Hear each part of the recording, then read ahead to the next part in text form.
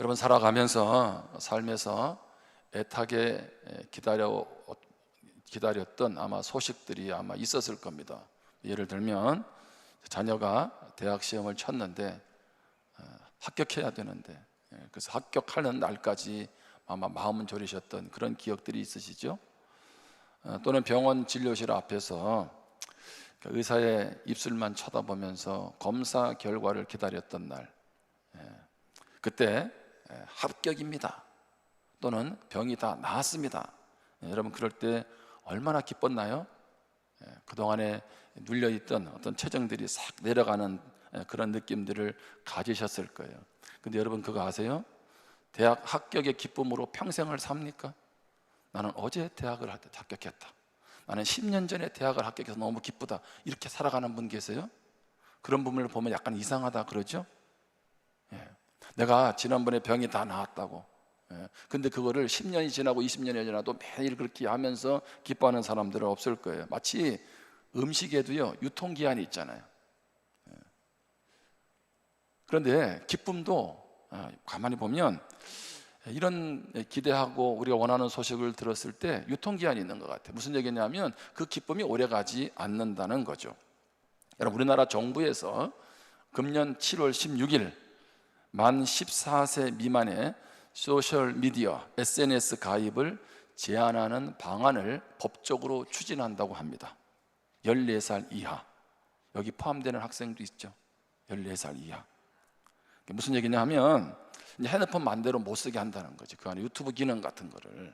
왜냐하면 청소년들은요 보상과 자극을 추구하는 기능이 먼저 발달한답니다. 그러니까 막 보면서 신나는 거죠. 기쁘고. 그런데 반대로 그것을 통제하는 능력이 어른들보다 늦게 완성된다는 거예요. 그러니까 여러분, 어른들은 뭐 스마트폰 사용하다가 어떻게 해요? 이제 그만 봐야 되겠다, 너무 많이 봤네, 이런 건 보지 말아야지, 이렇게 되는데 청소년들은 그게 쉽지가 않다는 거예요. 왜? 통제 능력이, 어른들은 이미 다 완성되어 있다면 청소년들은 그게 늦게 만들어진다는 거죠. 예를 들어서 청소년은 플랫폼의 중독 설계에 더욱 취약합니다. 여러분, SNS가 단순히 서로를 연결하기 위한 매체가 아니라는 거예요. 뭐 주고받는 것으로 인한 어떤 소식들로 인한 어떤 뭐 반가움도 있겠지만 그 의도는 뭐냐 하면 철저히 이윤 추구라는 거예요. 이윤 추구. 그래서 인간관계 또는 오락에 대한 욕망을 기반으로 해서 이윤을 추구하는, 바로 그것이 그 SNS를 하게 하는 기업들의 기본 속내라는 거죠. 그래서 여러분 유튜브를 보면 어때요? 뭘 하나 재미난 걸 보면 계속 그거 보잖아요. 제가 요새 한 번씩 본 게 뭐가 있냐면 우리 축구선수 감독 중에 최용수 씨가 있어요. 은근히 웃기더라고. 예? 그래서 한 번 보니까 또 나오더라고, 최용수 씨 가족 얘기가. 예? 그러니까 그런 식으로 자꾸 재미난 걸 보게 되는 거죠. 문제는 뭐냐 하면 이렇게 자꾸 뭔가 뭐 게임이든 뭐 어떤 자기가 원하는 것들 하다 보면은 뇌에서 쾌락 호르몬, 행복감을 주는 도파민이 많이 나오게 된다는 거예요. 그러니까 이런 SNS는 철저히 뭐에 기반한 겁니까? 도파민을 이용해서 돈을 버는 거죠. 계속 그래서 자극적인 거를 추구하게 되는 거죠. 자, 노르웨이는 초등학생들에게 AI 사용을 학교에서 금지시켰습니다. 우리 청소년들 요즘에 AI도 많이 하죠. 근데 중학교에서는요 교사가 지도하는 한에 한해서 제한적으로 AI를 사용하게 합니다. 그리고 고등학교 가서야 교육과 취업에 대비해서 AI 법을 사용하는 법을 배운다는 거예요. 지금 우리 아이들은 어릴 때부터 벌써 AI를 막 쓰고 있는데, 아니 노르웨이는 지금 정신이 있는 거 없는 거예요. 제대로 사용법을 배우려면 그것도 고등학교나 가야 사용하게 한다는 거죠. 그럼 왜 나라에서 이런 어떤 법을 만들었을까요? 그것은 뭐냐면 우리 자녀들이 교육 과정의 중요한 단계를 건너뛸 위험이 있다는 거예요. 이게 무슨 얘기입니까? 수학 문제를 풀다가 어려워.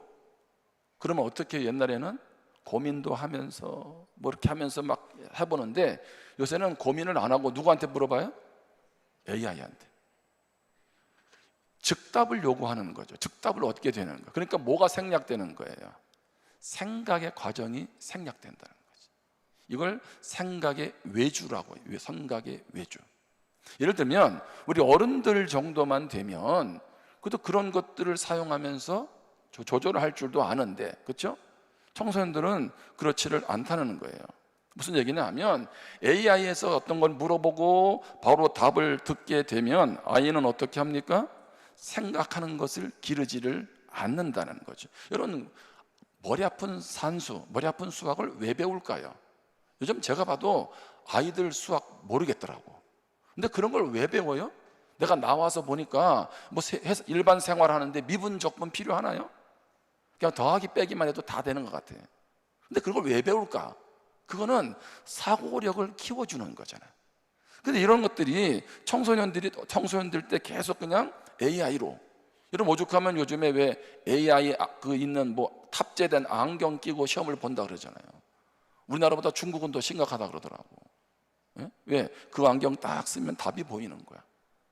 근데 그게 무슨 안경인지 어떻게 발견해내냐 그 말이죠. 자칫하면 문제는 풀었는데 뭐예요? 문제 앞에 머무는 힘을 기르지 못하고 있다는 거예요. 자, 이것은 오늘 여기 함께하는 우리 자녀들도 마찬가지고 어른들도 심각하게 생각해야 됩니다. 너무 아이들에게 쉽게 스마트폰 주고 AI 하는 거, 이거 우리가 한번 좀 생각해 봐야 돼요. AI를 사용하지 말라는 얘기가 아니죠. 예, 앞으로 우리가 이제는 이 시대가 그걸 활용을 해야 되고, 전 세계에서 AI를 가장 빨리 지금 잘 활용하는 나라가요, 대한민국이야. 대한민국. 아무튼 빨라요. 예, 잘 사용하는 건 좋은데 이게 우리 자녀들 세대에 충격적인 결과를 가져올 수도 있다는 거죠. 어떻든 SNS든 이런 것들을 또는 뭐 AI를 사용해서든 원하는 것들을 빨리 추구하니까 기쁘죠? 예, 힘이 나죠? 근데 그것이 지속적이지는 않다는 겁니다. 오늘 우리가 살아가는 삶에는 끊임없이 긍정적인 생각 또는 긍정적인 소식, 안타까운 소식들도 전해지지요. 대부분 시간이 지나면 어떻게 합니까? 지나갑니다. 여러분, 그래서 힘들고 어려운 사람에게도 뭐라 그래요? 지나간다, 지나간다. 이런 말 많이 하잖아요. 이런 말 많이 하잖아요. 그럼에도 불구하고 2000년이 지났음에도 불구하고 여전히 지속성을 갖고 우리에게 다가오고 있는 기쁜 소식이 있습니다. 이거를 제가 다른 때 안 하고 오늘 청년년, 청소년이 함께 예배드릴 때 한다는 거 감사하길 바랍니다. 왜 어른들이 아멘해? 청소년이 아멘해야지. 천사는 목자들에게 이렇게 외칩니다. 누가복음 2장 10절입니다. 천사가 이르되 무서워하지 말라. 보라, 내가 온 백성에게 미칠 큰 기쁨의 좋은 소식을 너희에게 전하노라. 이렇게 말씀을 보면 천사가 말하는 거예요. 목자들한테 나타나서 하는 얘기거든요. 갑작스레 뭐 영광이 임하면서 얼마나 두려웠겠어요. 이게 무슨 일이야? 천사가 나타나서, 그런데 내가 나타났다고 두려워하고 무서워하지 마. 너희에게 기쁜 소식이 있다는 거예요. 그럼 무슨 얘기냐? 잘 보시면 내가 온 백성에게 미칠, 무슨 얘기입니까? 큰 기쁨의 좋은 소식을 주는데 이 소식은 너희들에게만 전해지는 게 아니라는 거예요. 온 백성에게, 이스라엘 사람, 대한민국 사람, 전 세계 사람에게 과거에만 전해지는 게 아니라 지금도 전해지고 앞으로도 전해지는 기쁜 소식. 그래서 이걸 뭐라 그래요? 큰 기쁨의 좋은 소식. 그래서 복음을 뭐라고 얘기합니까? 복음을 굿뉴스라 그래요. 영어로 굿뉴스. 좋은 소식인데 영어로 뉴스가 뭐예요? 동서남북의 약자잖아요. 약자. 그러니까 온 세상에 가장 기쁜 소식, 좋은 소식, 바로 그것을 천사가 전해준다는 거예요. 야, 이게 왜 기쁜 소식이야? 그게 왜 제일 큰 기쁜 소식이야? 왜 세상에서 제일 기쁜 소식이야? 왜 이보다 더 기쁜 소식이 없어? 그 이유는 11절입니다. 우리 같이 한번 큰 소리로 읽겠습니다. 시작. 오늘 다윗의 동네에 너희를 위하여 구주가 나셨으니 곧 그리스도 주시니라. 아멘. 자, 다윗의 동네에 구주가 나셨대. 구주는 뭡니까? 구원자. 그는 그렇게 모두가 기다려왔던 그리스도, 주다, 이렇게 표현하고 있는 거죠. 우리는 예수님으로 인하여서, 죄로 인하여서 멸망받게 될 수밖에 없는 우리가 죄에서 사함받고 그 예수님을 믿음으로 하나님의 자녀가 된 줄 믿습니다. 뿐만 아니라 이 구원자는 마태복음 1장에 보면 나란히 병행되는 구절이 있는데, 그게 뭐냐면 임마누엘이라고 그랬어요. 임마누엘. 우리를 구원하시고 우리와 함께 하기 위해서 예수님이 오셨다는 것, 이것이 우리에게 최고의 기쁜 소식인 줄 믿습니다. 우리 청소년들, 이게 기쁜 소식이에요? 그래도 시우가 끄떡끄떡했어요. 반응하는 게 중요한 거야. 그렇죠? 그 옆에 친구가 또 동달아서 해서 잘하고 있는 거야 아주. 기쁜 소식 많죠. 서두 얘기했잖아요. 그런데 그것이 사라지는 소식이 이제 아니라는 거죠. 자, 그러면 이제 물어볼 수 있어요. 아니 목사님, 왜 복음이 기쁜 소식이에요? 예수님이 구원자로 임마누엘 우리와 함께 하시는 게 이게 왜 기쁜 소식이에요? 자, 기쁜 소식이 되려면, 최고의 기쁜 소식이 되려면 세 가지가 조건이 맞아야 돼요. 첫 번째는요, 일시적이냐 영속적이냐는 거예요. 자, 집 한 칸 없이 전세방에 살다가 자기 집이 생겼어요. 기쁜 소식이 아니에요? 기쁜 소식이죠. 근데 이거는 일시적입니까? 영속적입니까?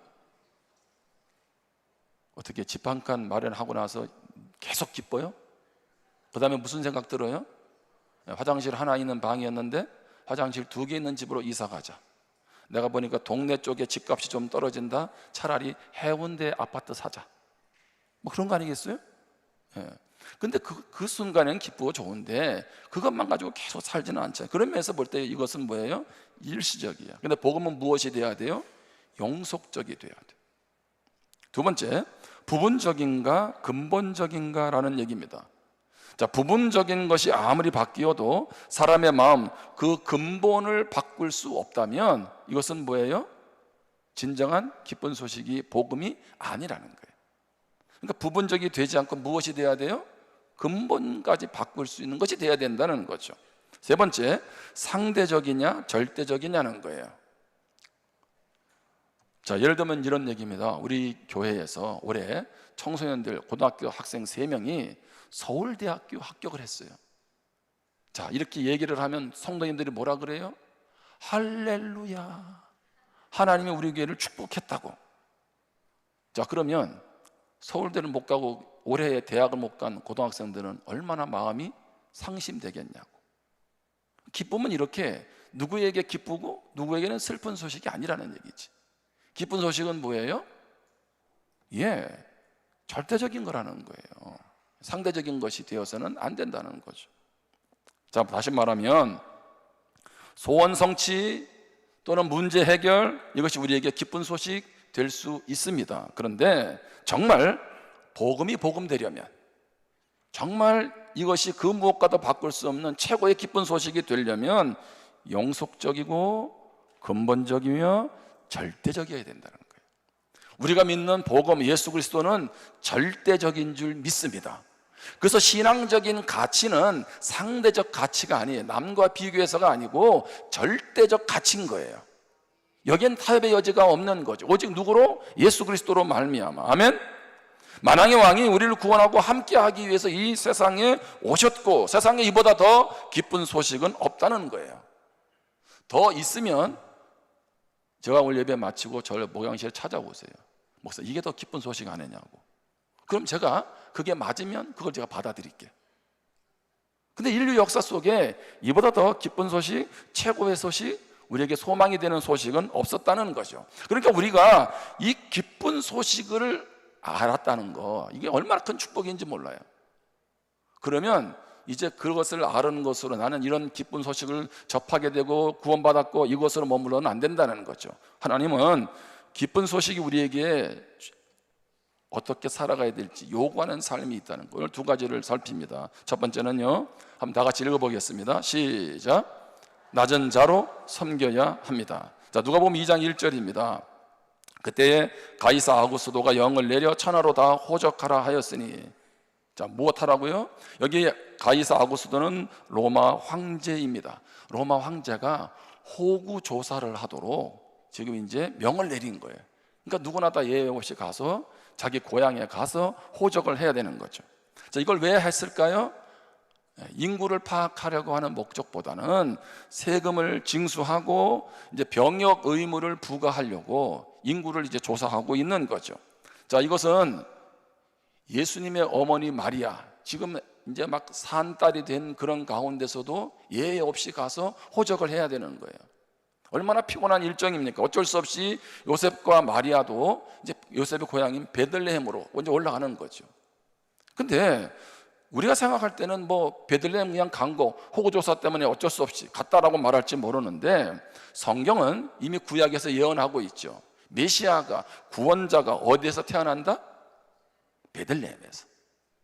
그래서 구약의 예언을 성취하는 도구가 되었어요. 여러분, 우리가 볼 때는 이거 피곤한데, 자, 내 아내가 지금 산 달인데 왜 이런 걸 왜 해야 되고, 저 로마 황제 저놈은 왜 저렇게 하고 있어라고 말할지 모르지만, 하나님은 그 속에서도 여전히 하나님의 약속을 이루어 간다는 거예요. 여러분, 이해되지 않은 삶의 자리에서도 하나님의 역사가 내 삶에 진행되고 있음을 깨닫기를 주님의 이름으로 축복합니다. 우리는 그 은혜와 그 하나님의 역사를 늘 염두에 둘 때 힘있게 소망 있게 살아갈 수 있죠. 자, 그런데 만왕의 왕이라면서요, 위대하신 예수 그리스도, 그분이 오시려면 어떻게 와야 돼요? 화려한, 예를 들면 뭐 궁궐이라든가 높은 보좌에 오셔야 되잖아요. 누가 봐도 야, 저분은 누구야? 어떻게 저런 데 오셨어? 라고 할 정도로 주목받아야 되는데 어디에 오셨어요? 가장 연약한 모습으로 마국간에서 태어나셨어요. 누가복음 2장 6절입니다. 거기 있을 그때에 해산할 날이 차서 첫 아들을 낳아 강보로 보자기로 싸서 구유에 말구유에 뉘었으니 이는 여관에 있을 곳이 없음이로라. 여러분, 구유는 말구유는 어떤 곳입니까? 말 그대로 뭐 여물통이잖아요. 여물통. 근데 우리가 생각하는 것처럼 그 여물통이 지저분하다 뭐 이렇게 생각하실 필요는 없어요. 잘 정리가 되어 있는 깨끗한 곳입니다. 어떻든 그런데 화려한 침대가 아니에요. 화려한 집도 아닙니다. 머물 곳도 없습니다. 그래서 어떻게 해요?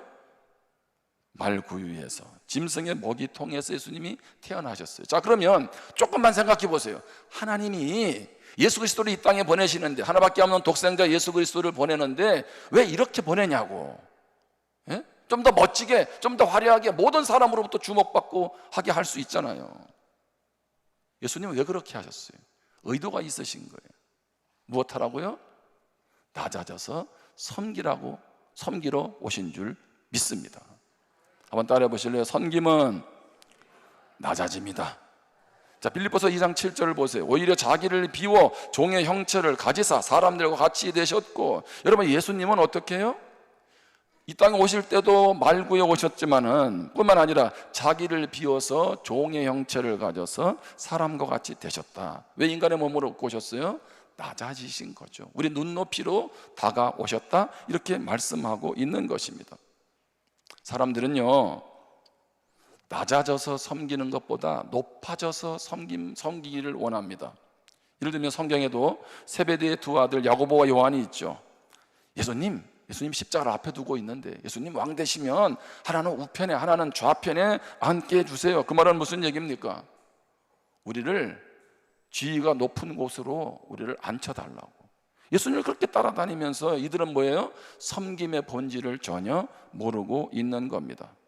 단순히 높은 자리 차지해서 그 권력을 얻어서 그것으로 무언가 하려고 하는, 그래서 주님을 이용하려고 하는 그런 모습들을 그들에게서 보여준 거죠.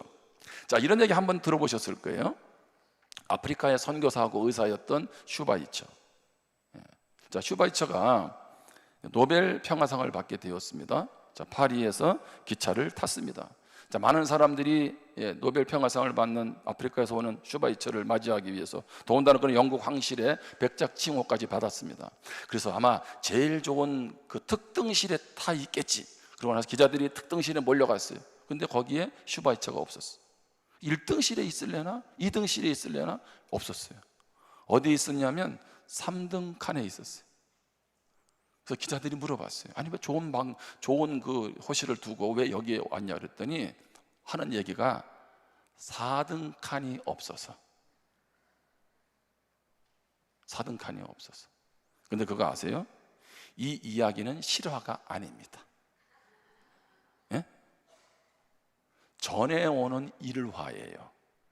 자, 다시 기록을 보니까 이 슈바이처는요 노벨 평화상을 받는 건 맞았는데 그때 평화상을 받을 때 아프리카에서 오지 못했대요.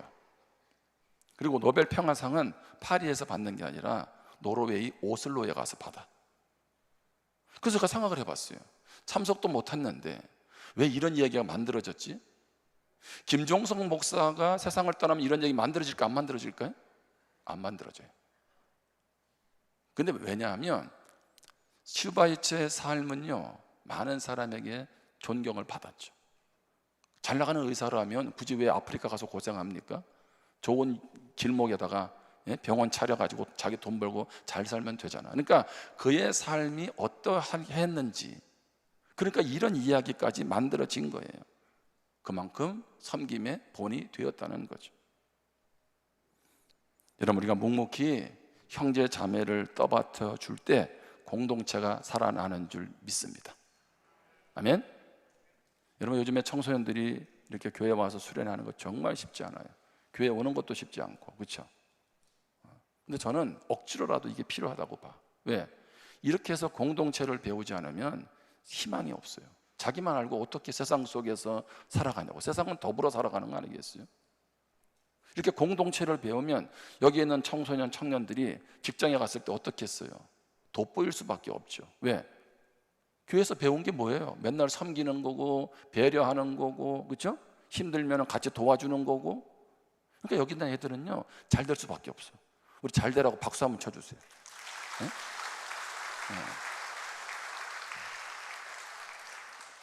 예수님은 퍼포먼스 한 거 아니에요.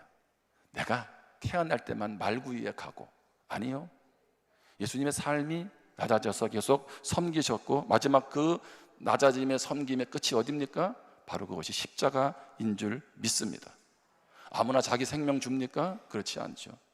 주님의 삶이 어떠한지를 우리에게 보여주고 있다는 겁니다. 오늘 우리가 이 기쁜 소식을 알고 있다면, 이제 받아들였다면 오늘 낮은 자로 섬겨가기를 주님의 이름으로 축복합니다. 뿐만 아니라 기쁜 소식이 우리에게 요구하는 삶은 결코 낙심하지 말아야 합니다. 같이 한번 읽어볼까요? 시작. 결코 낙심하지 말아야 합니다. 자, 누가복음 2장 8절입니다.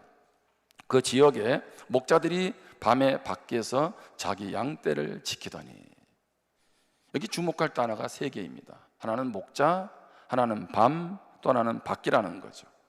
자, 목자는 누굴까요? 자, 청소년들, 목자는 뭐 하는 사람이에요? 목사님 한자리에서 몰라요? 요즘 그런 사람이 있다던데. 조식이 뭔지 모른대. 아침 식사. 네?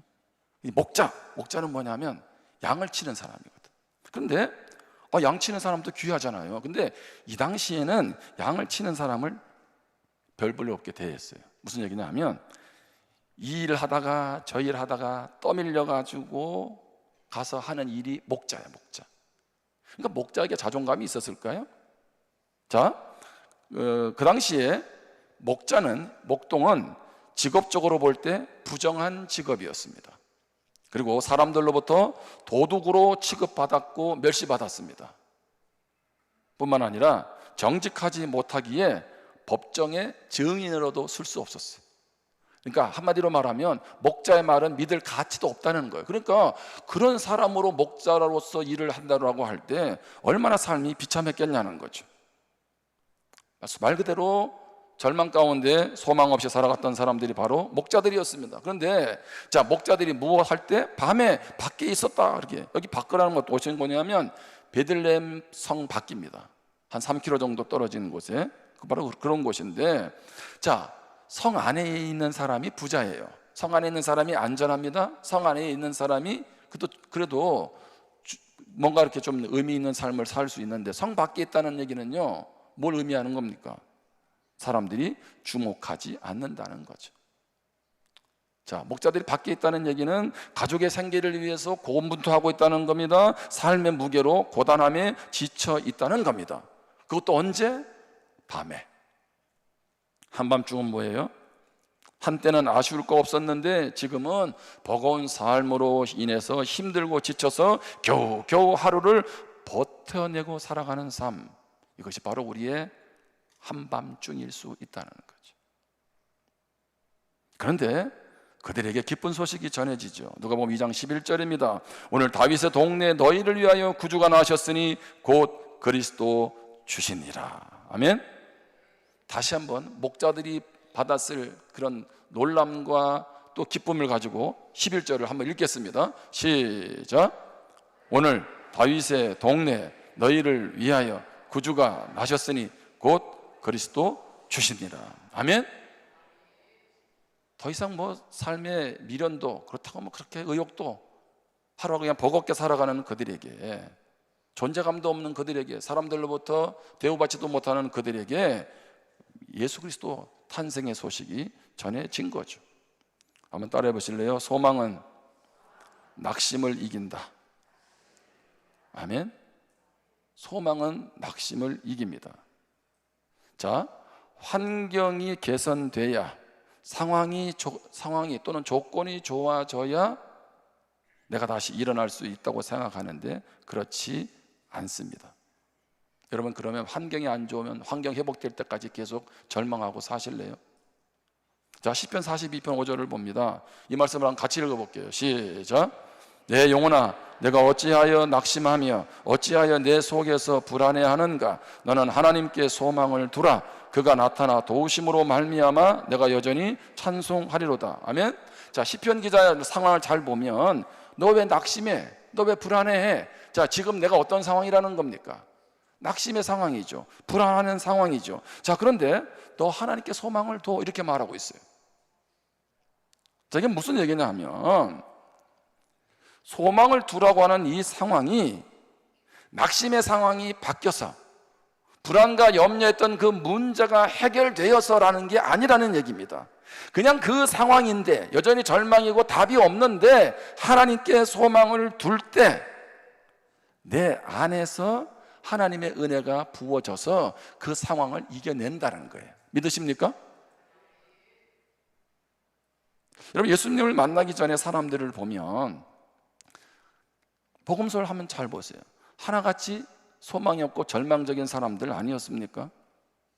구원을 통해서 예수 그리스도를 만나면서 하나님의 자녀가 되는 소망이 있는 인생, 그걸 떠나서 인생으로 살아가는 데 있어서도 정말 밑바닥 아니었냐는 거예요. 남들이 별로 주목하지 않았잖아요. 여러분, 어느 누가 사마리아 땅, 그것도 남편 여섯 번째 남편하고 살고 있는 사마리아 여인을 가서 말을 걸어주는 사람이 있었겠어요? 12해 동안 날마다 피를 흘리는 혈류병 앓았던 여인, 무슨 인생에 낙이 있었겠습니까? 자, 가나마다 현장에 잡혀온 여인, 돌에 맞아 죽어도 할 말 없는 여인이잖아요.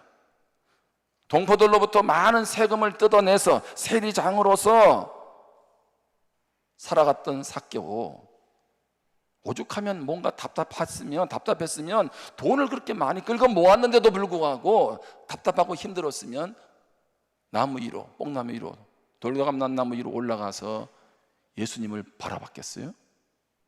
근데 그들이 예수님 만나서 절망의 인생이 소망의 인생으로 바뀐 줄 믿습니다.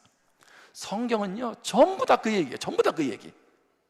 여러분, 기적이 왜 필요합니까? 주님은 기적을 왜 일으키세요? 내가 나는 이런 분이야, 나는 하나님이 이런 분이야 라는 단순한 과시입니까? 하나님의 영광을 드러내기 위함도 있지만 뿐만 아니라 우리 인생이 얼마나 절망스러우면 그걸 해결해 줘야 되는데 기적밖에 없잖아요. 할렐루야. 기적은 철저히 우리를 향한 사랑입니다. 아멘. 어떻게 하다가 뒷다리 잡아가지고 문제 해결하는 그런 정도가 아니고, 얼마나 우리를 하나님이 사랑하면 기적으로 역사하시냐고. 예? 여러분, 그 기적이 이 시간 일어나길 주님의 이름으로 축복합니다. 그건 사랑의 표현인 거죠. 누가복음 2장 20절에 보면 목자들이 이제 그 탄생의 소식을 듣죠. 그리고 그 현장에 가서 그 구유에 있는 예수님을 보게 되죠. 그리고 나서 목자들은요, 자기들에게 이르던 바와 같이 듣고 본 모든 것으로 인하여 하나님께 무엇하고 영광을 돌리고 찬송하며 돌아가니라. 이야, 우리 같은 사람들한테 구세주로 오신 만왕의 왕이신 그분이 만나주셨네. 그것도 일본어로 찾아오셨네. 너무 감격스럽죠. 자, 그런데 한 가지 여기서 우리가 던질 질문이 있어요. 그러면 이 예수님 만나고 구원자 만나고 나서 목자들이 인생이 폈습니까? 무슨 얘기냐 하면, 자, 일상이 변했냐고요. 이들은 돌아가자마자 목자 때려치우고 다른 직업, 좋은 직업 만났을까요? 예수님 만났으니까 뭐 그런 직업 새롭게 주님이 허락해 주셨나요? 그것 아니잖아요. 돌아갔는데도 여전히 양을 치고 있어요. 돌아갔는데도 밤에도 일을 해야 됩니다. 돌아가는데도 여전히 성 밖에서 고난 가운데서 그 일을 감당하고 있습니다. 무슨 얘기예요? 목자라는 비천한 신분 바뀌지 않았어요. 그런데 그들이 바뀐 게 있어요. 나는 여전히 목자야. 남들이 그렇게 보고 있고 나는 소망도 절망도 없는 사람처럼 살아갔지만, 그러나 이제 내 안에 예수 그리스도가 계시니까 내 인생은 달라졌다는 거예요. 소망 대신 주님을 보는 순간 그들의 시선과 삶을 대하는 태도가 달라진 겁니다. 다시 얘기합니다. 예수님 만났어요. 축복입니다. 감사합니다. 그런데 여전히 내 인생은 힘들 수 있어요. 직장은 뜻대로 되지 않고, 병은 여전히 낫지 않고, 여전히 내 고통의 삶은 계속적으로 이어지고 있고, 해결되면 좋은데, 기적이 일어나면 좋은데 왜 나에게는 아니라는 거야? 라고 여러분 답변할 수 있잖아요. 그런데 달라질 수 있는 것은 우리 안에 예수님이 계신다는 거지. 아, 이분으로 인해서 기뻐할 수 있구나. 이분으로서 인해서 일어날 수 있구나. 그래, 데살로니가전서 5장에 보면 항상 기뻐하라, 쉬지 말고 기도하라, 범사에 감사하라. 이게 말이 돼요? 이게 하나님 뜻이라고. 전제를 달아 놓으셔야지요. 어떻게 전제를 달아놔야 됩니까? 이러이러한 때는 기뻐하고, 이러이러한 때는 기도하고, 이러이러한 때는 감사해야지. 어떻게 항상? 이거 말도 안 되는 얘기예요. 좀 생각해 보면. 그런데 가만히 보면 어떻게 항상 기뻐하고 감사할 수 있냐 하면, 상황이 바뀐 게 아닙니다. 내 안에 예수 그리스도가 계심으로 내가 바뀐 거예요. 아멘? 이게 중요한 거예요. 이게 복음입니다. 그렇지 않으면 저 북녘 땅에서 여전히 예수 믿고 고통받는 분들을 어떻게 이해하실래요? 복음은 영속적이어야 되잖아요. 절대적이어야 되고, 복음은 그 땅에서 당하는 고통도 해결하는 것이라면 당연히 해결되면 감사하죠. 그러나 그런 치욕 같은 그런 현장에서도 여전히 체제는 바뀌지 않아도 예수님 때문에 소망을 갖고 살아가는 사람들이 있다는 거죠. 저는 여러분의 삶의 문제가 다 해결되길 원합니다. 그런데 우리 인생이 그렇게 녹록지 않잖아요. 그럴 때 주님이 목자들에게 뭘 알려주시고 있는 거예요? 너 결코 낙심하지 마. 여러분, 우리 몸에 많은 장기들이 있습니다.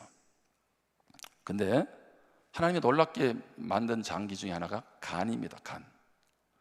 간은 3분의 2 이상을 잘라내도 본래 크기대로 다시 자라난다는 거예요. 거의 원상복귀. 그만큼 재생력이 뛰어나다는 겁니다. 우리 장기 중에 이런 재생력을 가진 것은 간이 유일하다라고 말을 합니다. 여러분, 우리 인생도 간의 3분의 2가 잘려나가는 것처럼 꺾일 때가 있잖아요. 그런데 그것으로 끝이라고 여기지 말라는 거예요.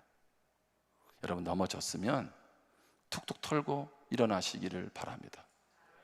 여러분의 삶의 무게가 가볍다, 그런 얘기가 아닙니다. 그런데 거기에 계속 주저앉아 있으면 무슨 답이 있겠어요? 이제 우울증도 좀 일어나고, 아멘? 좀 연약함에 잘해서 좀 이제 일어나야지.